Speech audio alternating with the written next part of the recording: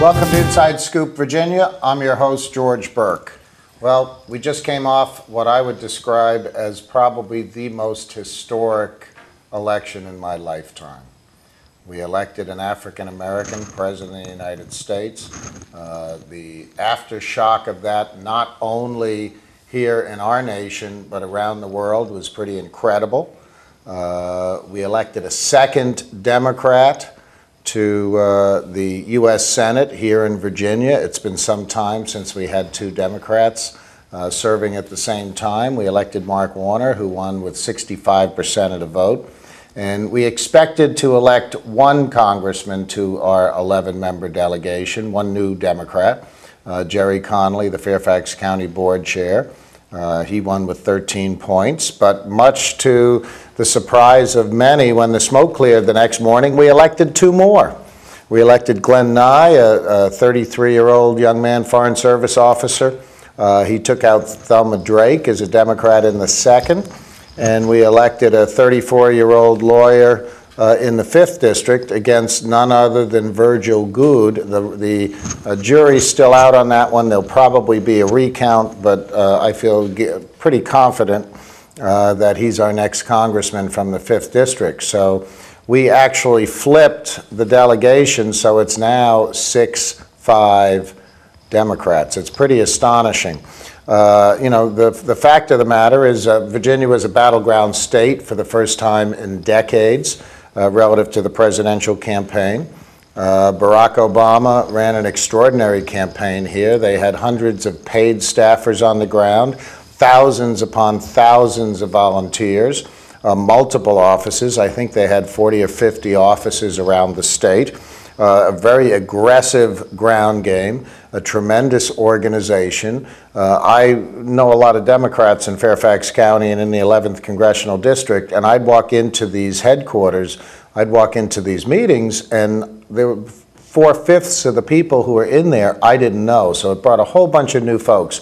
I think many young people were once again invested into the whole election process, although statistics are showing that they were not as many or had as much of an impact, I think, as some thought they would, because a lot of other Americans came out. I think a lot of Republicans came out and supported Obama.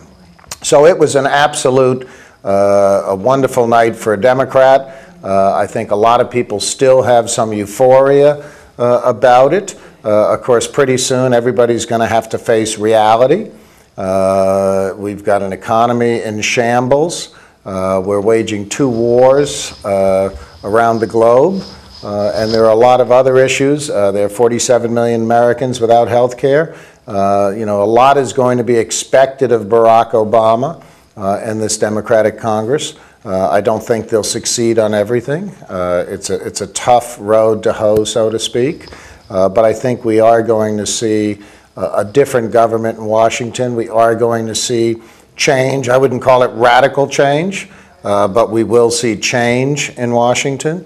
And we'll see some of the same, because government has to continue to function and will continue to function as it always has. And let's just hope we stay in a recession where we don't get down into the level of a depression. Anyway, that's my little speech for the day, but I felt it was important to lay it out after this historic and extraordinary campaign and election. We're going to talk about legal issues tonight. Underneath the surface of this campaign, particularly the presidential campaign, there was a lot of other stuff going on. And there were certainly some fears on the part of the Democratic Party, on the part of the Obama campaign, that the opposition would target minorities in particular. And we heard stories in Hampton Roads about flyers that were handed out that literally suggested that Republicans voted on November 4th, Election Day, and Democrats voted on November 5th. We heard about other flyers that actually had bogus State Board of Elections logos on them that suggested that if you had a parking ticket or a speeding ticket or any kind of warrant against you, that you would be arrested when you came and gave your name to vote that day. These are tactics that have been seen in the past, but the Democratic Party and the Obama campaign made it clear that they would not tolerate them this time, and they built an extensive network of attorneys, local attorneys from here across the Commonwealth of Virginia, as well as attorneys that came in from elsewhere, from D.C., from Maryland, from many other locations, specifically to staff the polls on Election Day to make sure there was no funny business. And while there were a number of minor incidents in Northern Virginia, I don't think there was anything heinous that took place, although we'll be talking about some of the irregularities and the like. I hope that the same is the case across the rest of the state, but I'm not so sure that that is the case. Anyway, my guests today are Tasneem Ahmed, who worked, an attorney here from Fairfax County, who worked a poll in Fairfax County, the Powell poll in the Centerville area, and Fred Mittelman, who also is an attorney, but he had a broader role where he was one of the people in charge of handling Fairfax County. So welcome to you both. Good to be here, George.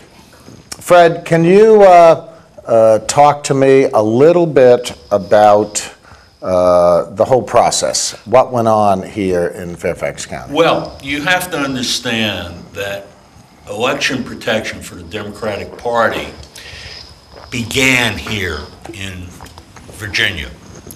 We started it in 2001 as a direct result of what had happened in Florida.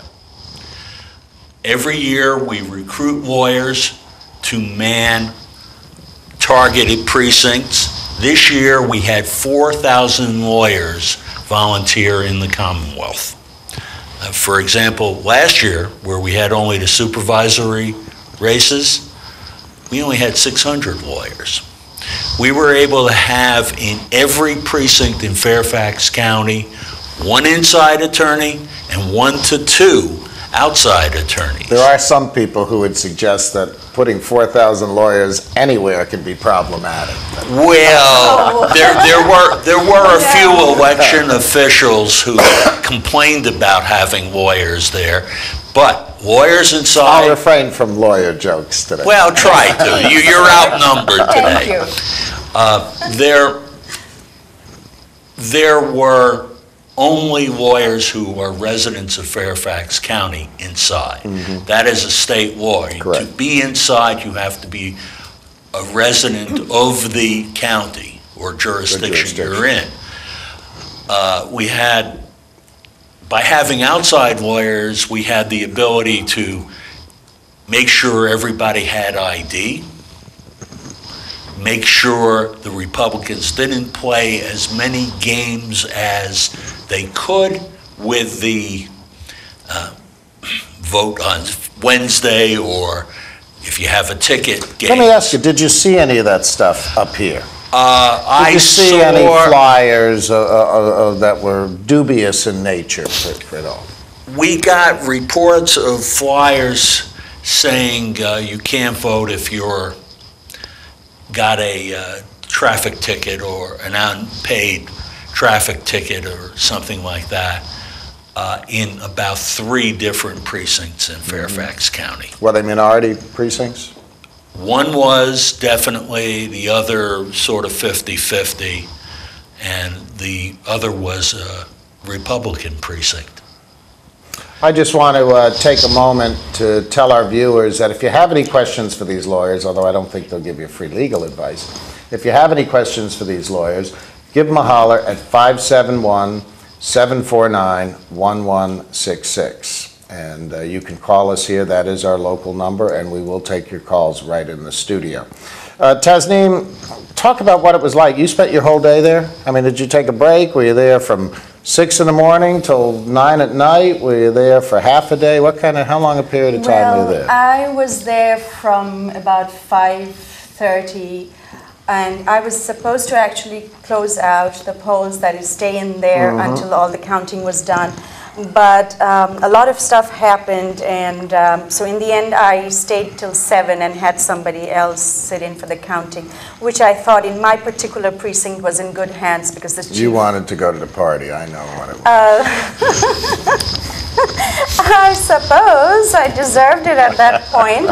I was the only one inside as an attorney, and that particular precinct, we had problems there from right 6 a.m. in the morning. What kind of problems? Well, the very first thing that happened was that the ballot box that we were using for the paper trail, the optical scan machine, it refused to accept the very first ballot. So that was the only machine there. And of the 4 other DRE machines, the ones that's the touch screen, one of them completely failed. Another one was constantly going off, so they had to reboot it. And this continued throughout the day as far as the machines were concerned. And there were lots of problems other than that as well. There were machine problems at the start of the day in a number of precincts. What I was doing on election day was I was the point person for Fairfax County. I had the Democratic officials calling me. Also, I was at FCDC, Fairfax County Democratic Headquarters, and any calls that came in to the regular people that were legal in nature, I was handling. If I couldn't solve the problem, we had lawyers at the registrar's office. We had a boiler room. We had 3 levels of boiler rooms to go to. You got lawyers at the courthouses too, I presume. We had litigation teams out in law offices across the street from the major courthouses, Fairfax. Federal and state, or Yes. just state? Yeah. Yes. Because that strikes me, one of the things about Virginia that a lot of people, particularly new people who've moved here, don't know is that we're still under Department of Justice Section decree. 5. Yeah, that's why people were saying, well, you know, let's get the governor to change the hours of voting. Well, first of all, he doesn't have any authority to do that anyway. It's a legislative action. But secondly, you need to get permission of the Justice Department, is my understanding. Well, emergency changes in hours of voting, a circuit court judge would have to do, Yeah. and that would not fall under Section 5 of the Voting Rights Act. It's really funny. I got my start supervising elections in Virginia when I was in the Civil Rights Division of Justice, enforcing Section 5. The lawyers in the courthouses, fortunately this time, had nothing to do throughout the Commonwealth. Well, I think that's a good point, and we'll talk about that some more when we get into the next segment. My guests today are Tasneem Ahmed and Fred Mittelman. They're both attorneys who are involved with the Promote the Vote program here in Fairfax County on Election Day to make sure everything went as planned. Stay with us. We'll be back in 2 minutes, and we'll talk about it some more. Thanks. This year, 28,000 Americans will be diagnosed with oral cancer. Every year, 7,000 Americans die of oral cancer. I'm Eva Cohen, and I'm an oral cancer survivor. I didn't fit the profile. I didn't smoke or drink. I had no family history of cancer, no family history of cancer. I was 31 years old. 31 years old. I went to see my dentist about a sore in my mouth that wouldn't heal. It was oral cancer. I had to have a radical neck dissection and a portion of my tongue reconstructed. I didn't know if I was going to live or die. I'm Surgeon General Richard Carmona. The survival rate for oral cancer is only 50%. Oral cancer can happen to anyone. If you have a sore or lesion in your mouth that doesn't heal within 2 weeks, see your dentist. Early detection is the key. Early detection saves lives. I know. 1 in 8 Americans goes hungry. One idea helped change that. A community started a garden that blossomed into farmers markets. 1 in 6 children lives in poverty. One group of women found an answer by opening a daycare center that their neighbors could afford. Today, 36 million Americans live in poverty, but one by one, people are helping themselves and each other to change the picture of poverty to one of hope. For easy ways you can help, visit povertyusa.org. 2 words for you. Pop quiz. Ready? Name any funny movie. A drama. Name a mystery. And one more thing. Name the movie your kids saw today in science class. Know what really matters. Know about your kid's school. And know about your kid. Find out 100 ways to know more, do more.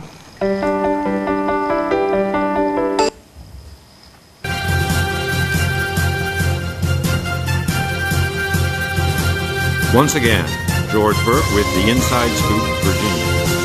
Welcome back. We're talking about the election, specifically the Promote the Vote, the 4,000 lawyers that we had all over the Commonwealth dealing with issues that may arise and in some instances did arise. My guests today are Fred Mittelman and Tasneem Ahmed, both attorneys who were both involved in the process.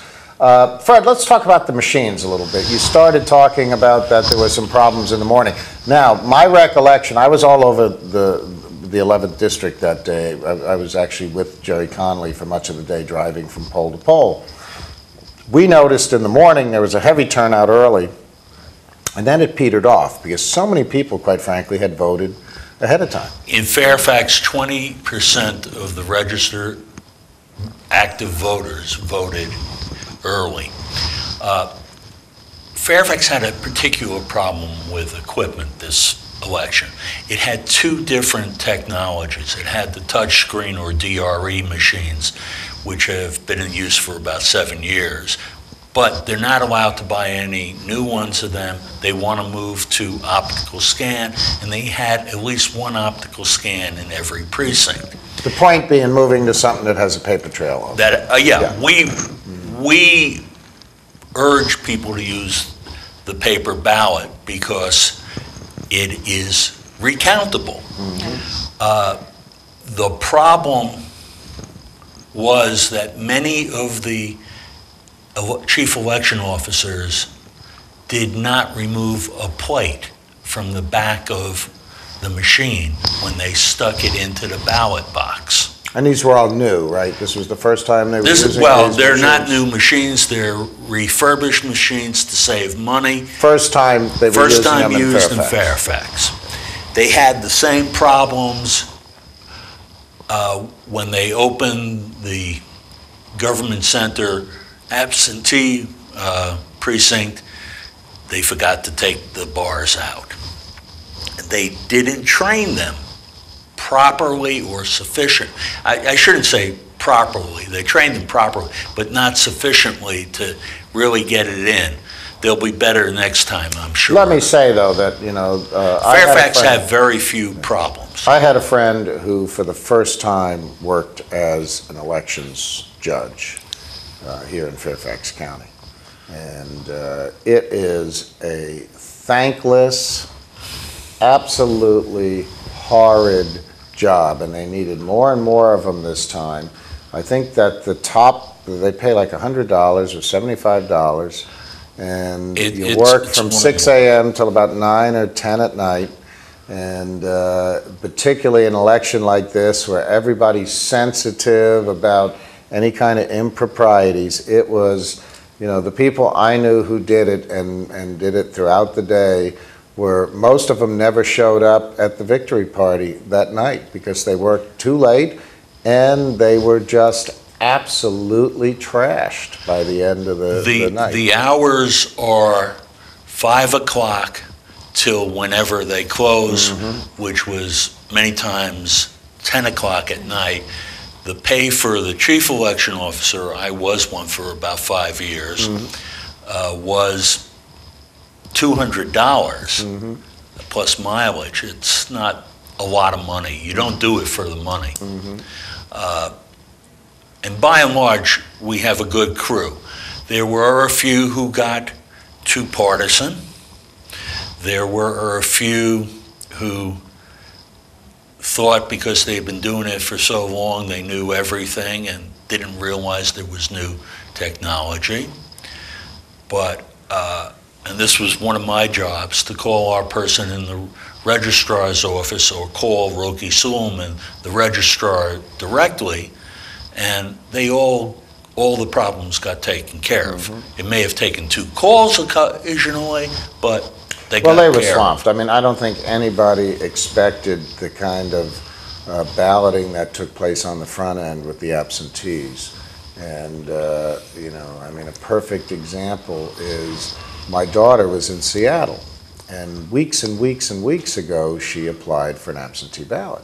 Well, the Wednesday or Thursday before the election, she called Fairfax and said, oh, we haven't sent it yet. We're going to put it in the mail tomorrow or today. So obviously she said, the heck with this. She jumped on a plane Monday and flew back, had not received that ballot by the time she had left Seattle, and then went into her polling place. I had forewarned her, understanding the deal, that they would probably offer her a provisional ballot, and that she should kick up a little dust, but not too much, but make sure she at least got a provisional ballot, which she did, and filed that because they weren't sure whether she had actually voted or not, and they wouldn't know until after they counted the absentee ballots. They have 3 marks that they put on a person's record. That one, that they sent that they applied for one and they sent out a ballot. Second, that the ballot has been received, and third, it has been counted. On election day, since they don't count the absentee ballots until the end of the day, they only have the first 2. But if they see that a ballot was mailed out, they have to give you a provisional ballot. We had a few places, and Tasneem will mention a couple of incidents of this, where they refused to give you the provisional ballot. That we got upset about. They made some people go to the government center when they didn't have to.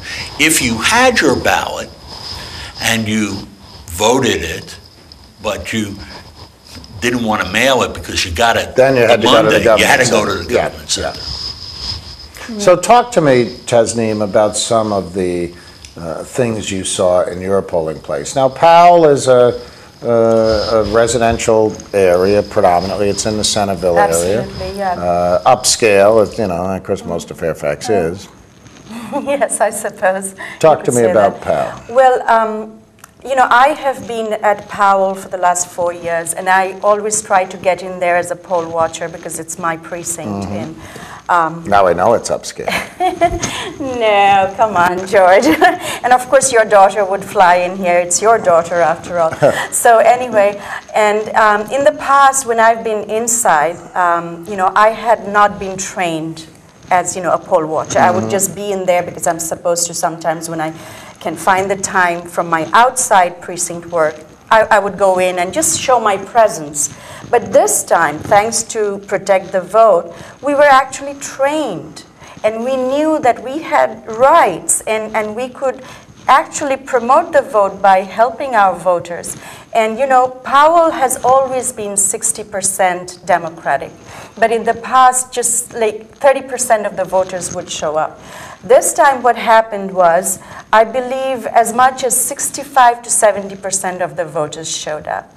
Of them, a lot had voted early, and in the early morning hours from 6 to 9, we had an hour-long line. So most of them were already there. In the morning, there wasn't so much problem with the voting other than the machines. But later on, as time went on, They were also giving out provisional ballots, and people were using them. Around 4 o'clock or so, after 4, I started realizing that there were people who were just filling out registration forms and leaving. I would always make it a point to ask them, have you voted? And many of them had. But after 4 o'clock, I started noticing that they were just leaving. And I noticed then that they were not being offered a provisional ballot, and they were not even voting by affirmation or a normal ballot. So I went out, followed a few of them, and I was told, for instance, one had filed her registration when she received her citizenship.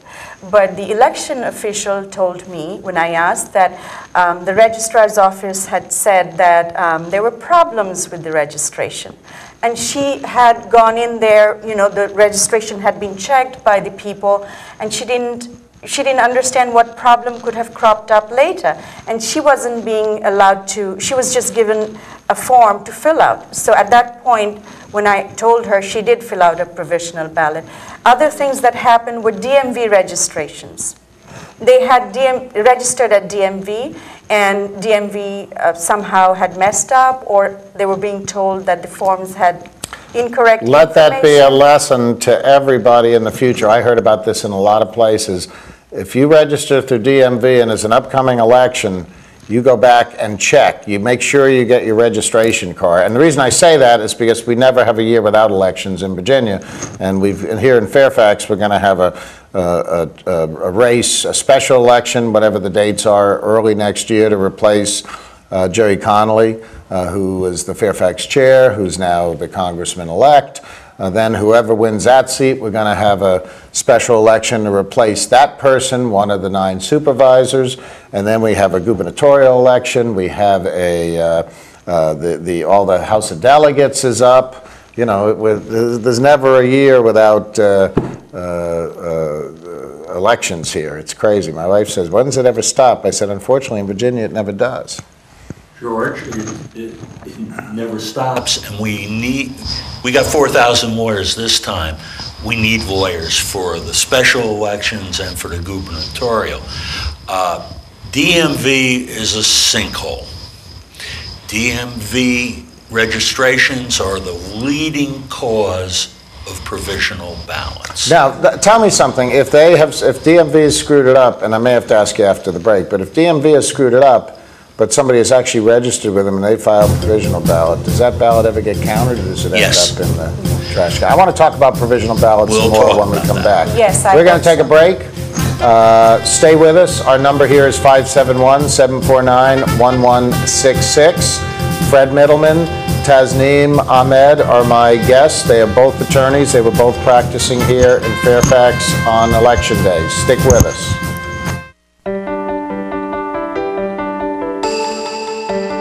I helped turn my child's public school into a whole new kind of school.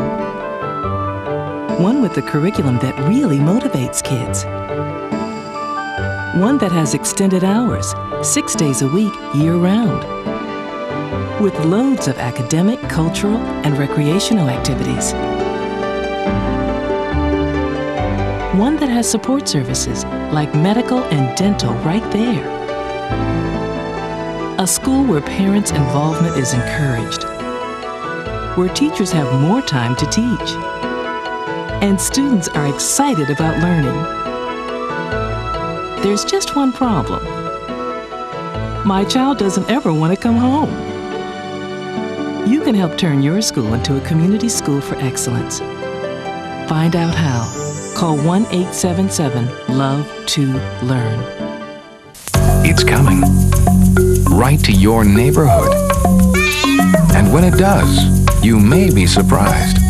It's your Social Security statement of your benefits, and it's going to help you plan your financial future. Your benefit statement will tell you how much Social Security you're eligible to receive and when you'll get it. Then you'll know how much you need to save for retirement, because that's coming too. The future is in your hands. Choose to save. The toxic fumes from this meth lab are seeping into Jamie's sinus cavity. Ammonia vapors invade her throat. Toxic gases fill her lungs. Jamie's body is deteriorating. And she doesn't even know it. Jamie, dinner. So, who has the drug problem now? Find out how meth affects you at drugfree.org/.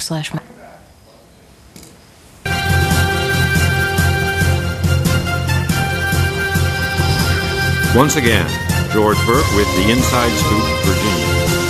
Welcome back. We're talking about voting irregularities and the so-called Promote the Vote program that took place in the Commonwealth of Virginia this year. I have two attorneys with me who worked in Fairfax County. Tasneem Ahmed, who worked in the Powell precinct inside in an individual polling place, and Fred Mittelman, who was involved in sort of the broader scope of the issue.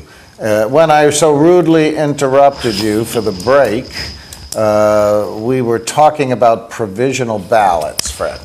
Provisional ballots in Virginia are used in only 3 circumstances. One, you go to the poll, there is no registration record for you. They call the registrar's office, they can't find any registration, but you insist you are registered. You file a provisional ballot. Second category is you are a HAVA voter, Help America Vote Act, pardon me. It's an oxymoron.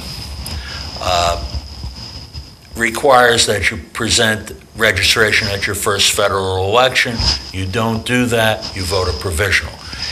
You or I, or Tasneem, if we go to vote, because we've voted so many times before, and we don't have ID, we sign an affirmation of identity and we vote. We vote a regular ballot. Provisional, the third, never happens. You have to have a judge extend the hours of voting, and all those ballots, to keep them separate, are considered provisional ballots. Provisional ballots are adjudicated before the Board of Elections during the canvass process. This year we had over 2,000 provisional ballots. How many of them made the grade, so to speak? Approximately 25–30%. Really? I was surprised it was so low. So my daughters, once they realized they hadn't gotten an absentee that was a ballot, gimme. That goes back into the precinct, right? Because I didn't see any tally of provisional ballots at all on the state board election sites. The state side lags a long time. The county side is updated only once a day, and provisional ballots go into the precinct. Absentee ballots go into a central absentee precinct. But ultimately, they're put back in for purposes so political junkies like me can determine the well, you're marked as voting in your precinct, but it's complex. I'm sure the viewers don't care. Well, yeah, but any of the political junkies want to know what percentage somebody actually got out of a precinct of the vote. You know, close to 75–80% in virtually all of the precincts in Fairfax County. And provisional ballots are not counted in the precinct, you know. They're canvassed later for... Yeah, but they're assigned to the precinct. Right, yes. All right, let's talk about some of the things that happened. All right, I drove into the Occoquan precinct just in Woodbridge, just over the river in Prince William County. Prince William County, which in fact voted very strongly for Barack Obama, Mark Warner, and actually voted in the affirmative for Jerry Connolly, the Democrat for Congress, which is a first for Prince William County. They worked very hard. Those outer suburbs were targeted specifically by the Obama folks and the Democratic Party of Virginia coordinated campaign. So we drive into the Occoquan precinct, and we knew Mayor Ernie Porter was there handing out ballots on behalf of the Democratic ticket, sample ballots. And we drove by the entrance first because it looked like it was blocked by 2 sheriff's cars. And they would literally, there was an entrance into you voted around back, and there was an entrance by the side of the school. Everything else was coned off with 2 cruisers parked there, you know, you had to go right through them, and they were angled like a V at the entrance with two big burly sheriff's deputies there. Now, let me say that there was no effort to stop any cars, and in fact, when we drove through, Jerry Connolly was in the front seat, and both the deputies recognized him and waved to him, even though they're Prince William deputies, and of course, Jerry was the Fairfax County Chair. They recognized him. And when we got out, we actually walked in that direction, thinking that's where the entrance to the pole was, which it turned out it was behind the school. And they were very cordial. It wasn't anything other than the appearance of menace. These were not the two gentlemen who the deputies there couldn't have been more helpful, actually. But nonetheless, they were there for traffic control. The Republican sheriff in the county, I think his name is Glenn Hill, had dispatched these people, but they weren't at every polling place. This polling place went overwhelmingly Democratic. It's a very large polling place, and I have to tell you, it's anecdotal from my part, but I would suggest 75% of the people coming in to vote in that precinct were either Hispanic or African American. And I understand there was another precinct where they had a similar circumstance in Prince William, where they had these sheriff's deputies lined up and they'd move them around, etc. And again, I want to stress, because I don't want to insult the individuals who had that duty, they were not in any way that I saw attempting to stop anyone from voting, attempting to question anyone, or doing anything other than hanging out at the entrance as they had been instructed to do. And of course, you know, obviously a sheriff is just like the military. You get your orders, you get your duty for the day, and that's the job you do.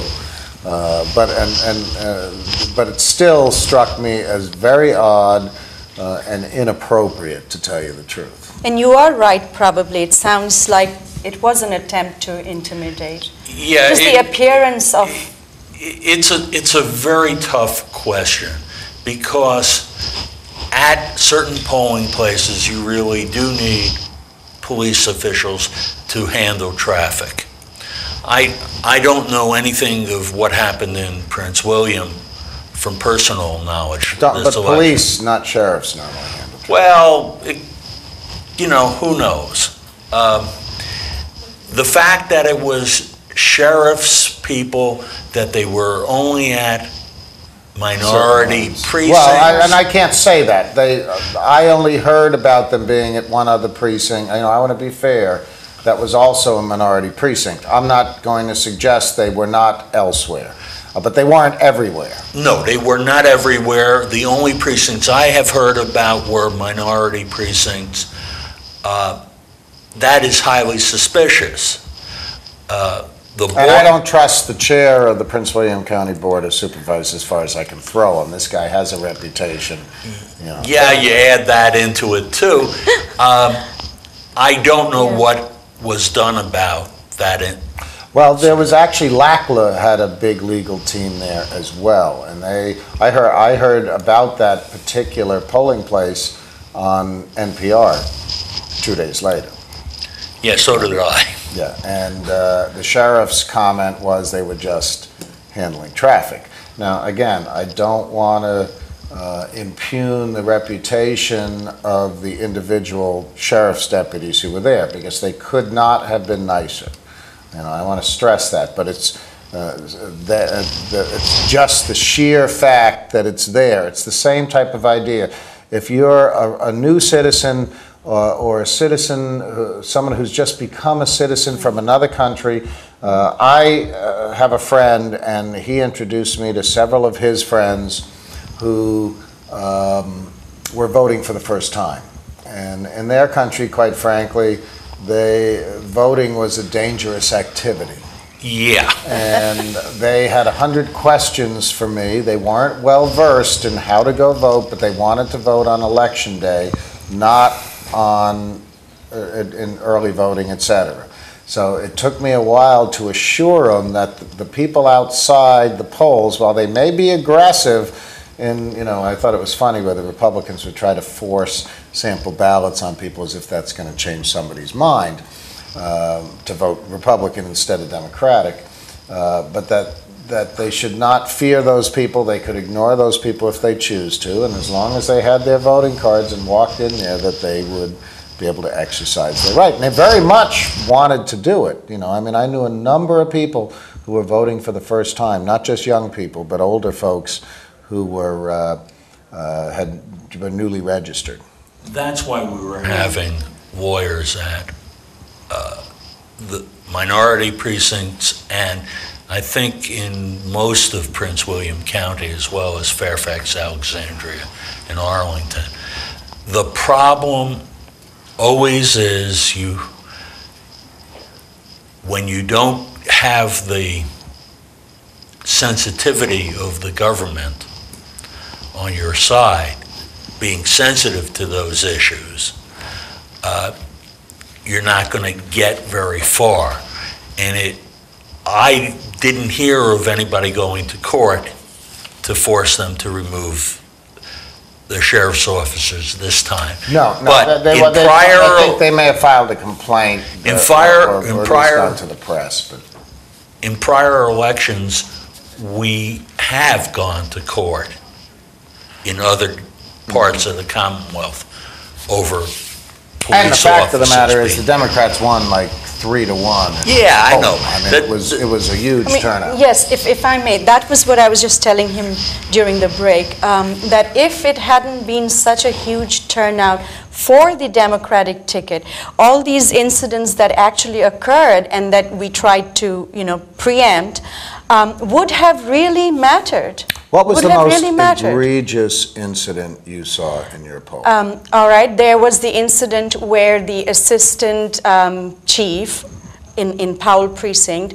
literally scared the voter. The voter had moved away from her precinct in Fairview in 2001 and had done, the necessary address change and all of that, but she doesn't remember if she received a new card or not. She actually voted in the primaries in January.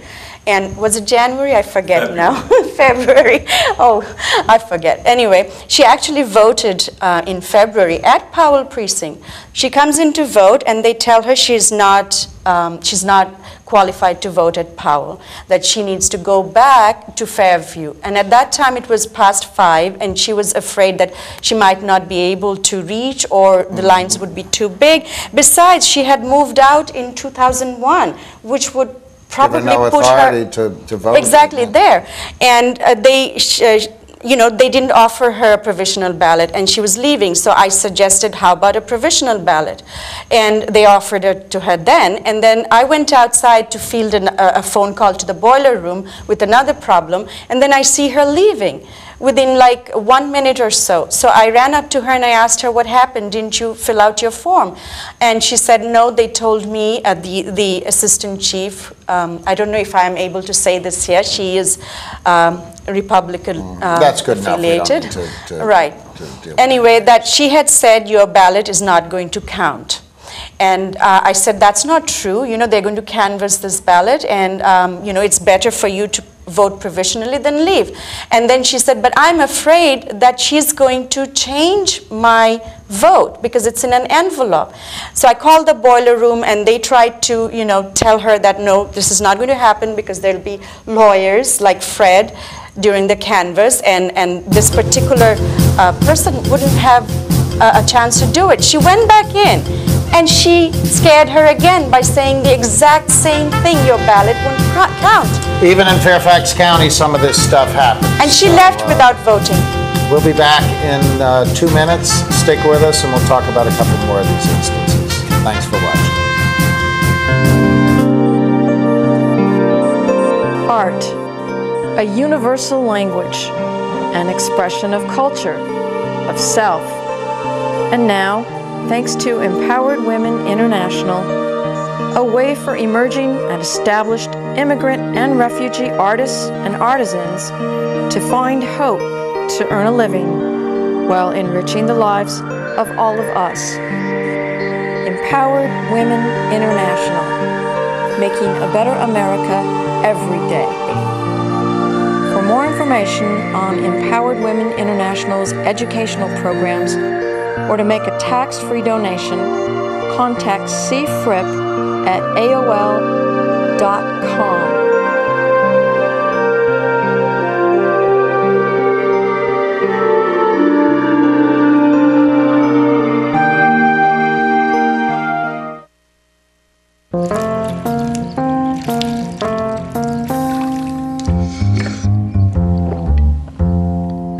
Here, kitty, kitty. Here, kitty, kitty, kitty. Here, kitty, kitty. You'd think it would be easy to tell which kids have trouble with their eyesight. But that's not always the case. Even though 1 in 4 children may have a vision problem, eye doctors tell us the symptoms aren't always so obvious. We do know that 80% of all childhood learning is visual. And without good vision, kids can have trouble learning to read. And may fall behind in school. For clues on how to spot the real-life signs of childhood vision problems and what parents can do, visit checkyearly.com. A public service message from the Vision Council of America and Reading is Fundamental.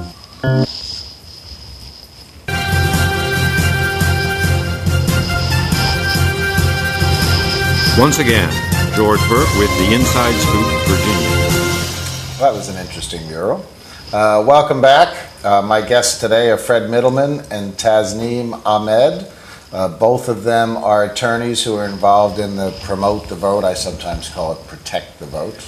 I think both are appropriate in terms of their purposes. We like to use Promote the Vote because we want to make sure everybody votes and everybody's vote is counted, whereas another political party, I won't name them, uses Protect the Vote, meaning they want to protect the suppression of Well, I want to get to the bottom of Tasneem. I hear she was a troublemaker at her poll, and they wanted to kick you out of there. I don't believe that. So what happened there? Huh? Oh, yes, yes. And now you know that is the reason I left at 7.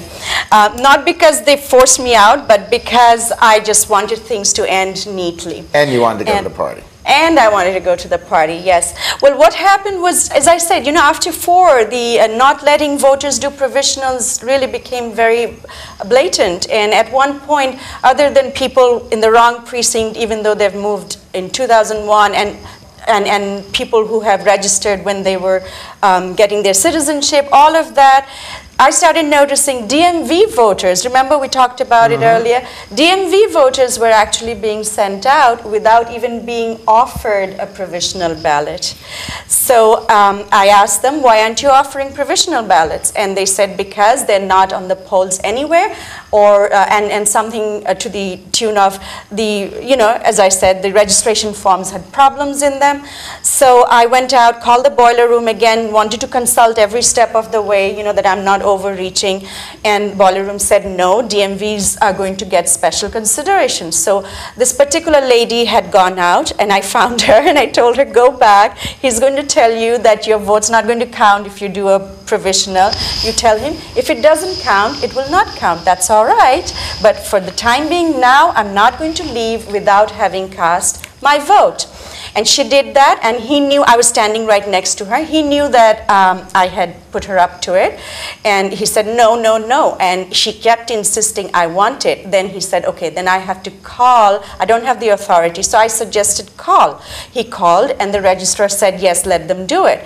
So at that point there were several others with similar problems who were being sent away, so he let all of them do it, and he moved me aside and he told me, you know, I know what you're doing, you're going out there and bringing back the voters asking for provisional ballots. I said, yes, you know what, Chief, that is my job, and I need to bring in my voters, that's why I'm here. And he said, well, if you continue to do this, I'm going to have you, you know, I'm going to ask you to leave. He didn't exactly say throw out, but he would ask me to leave. So I really actually became a little emotional because this was an important election, and here I was trying to promote the vote and protect the vote, you know, and he was saying this to me, and I teared up a bit.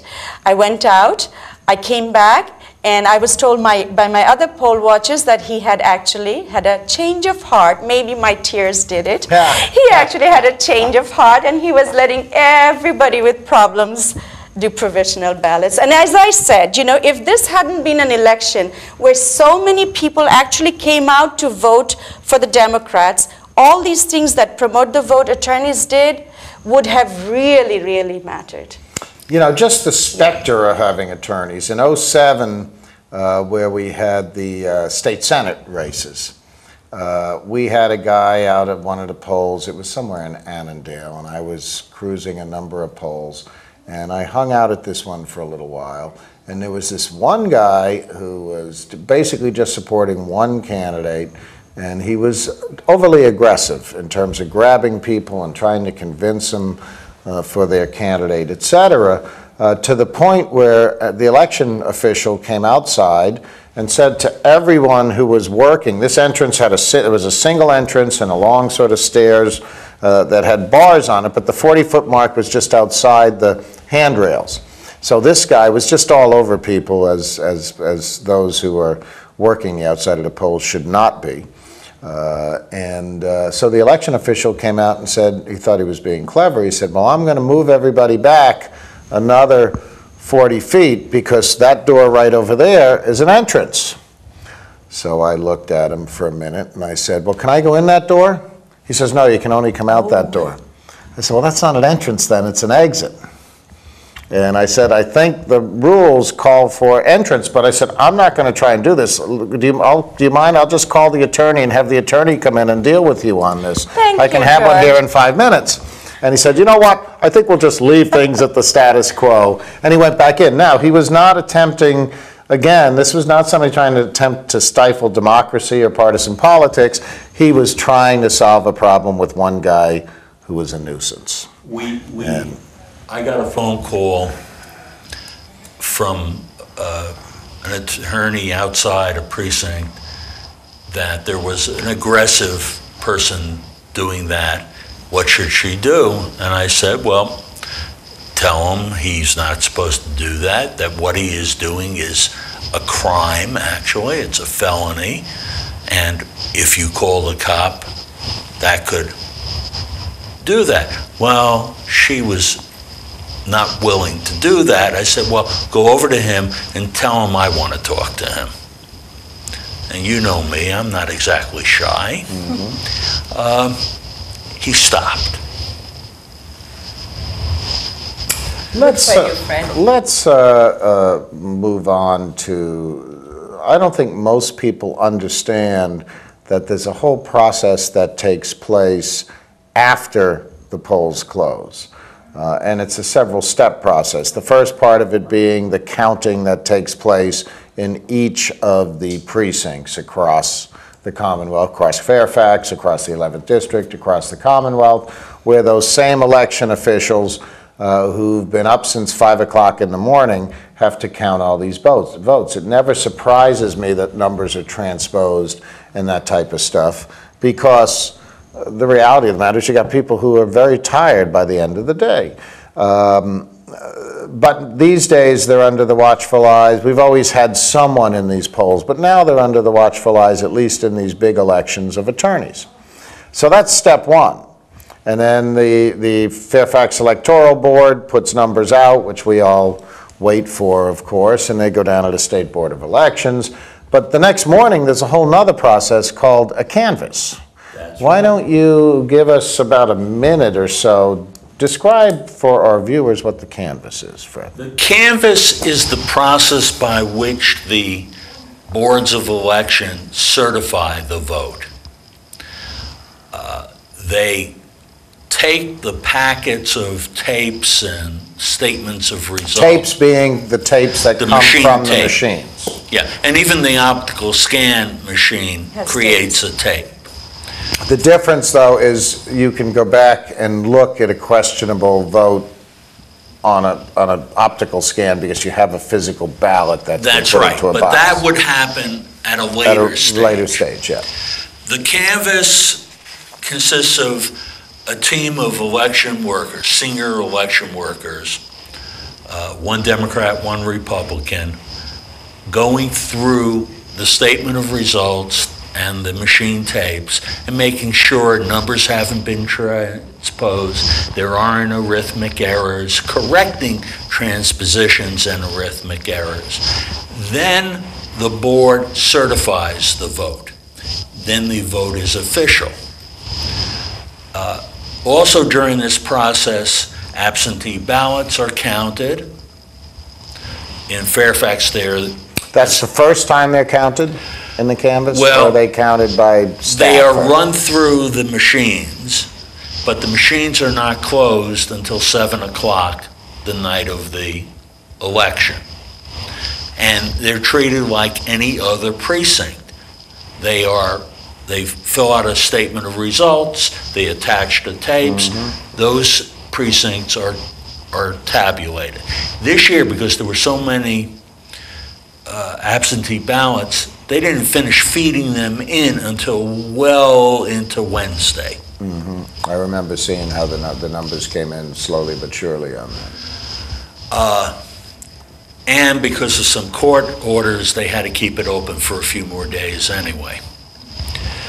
After the certification in the canvass, if the vote is less than, the difference between a candidate is less than 1%, the state will pay for an automatic recount. Any candidate can request the recount above 1%, but would have to pay for it. You sure it's 1% or not 0.5%? It's I thought it was 1%. 0.5%. I thought it was 0.5%, and the cities and counties would have to pay for it. State never pays for it. Cities and counties. Well, cities and counties may pay for it, but they get it back from the state in normal times anyway. It's 1%. He knows, the boss man. So we're going to see at least one, I guess. We'll see Periello Good, I suspect, down in the 5th District. I don't see nothing else struck me as close enough. I mean, Drake and Nye Nye's far enough away. They're way ahead. And even in the 5th District, where virtually all of the ballots are counted on touch screens without paper trails, there isn't much you can do in a recount. Of course, you're talking about a district that's the size of the state of New Jersey. People don't realize how big it is. 22 jurisdictions. When you look at the map of the 11 congressional districts, the 8th and the 11th look like these tiny little specks on the map compared to some of the other ones. I want to thank you both for coming. I also want to thank you both for your service to the Democratic Party this year. I'm glad we didn't have anything really untoward in Fairfax County. My guests were Fred Mittelman and Tasneem Ahmed. Both were attorneys with this process. I'm George Burke. Thanks for being with us tonight. We'll see you next week.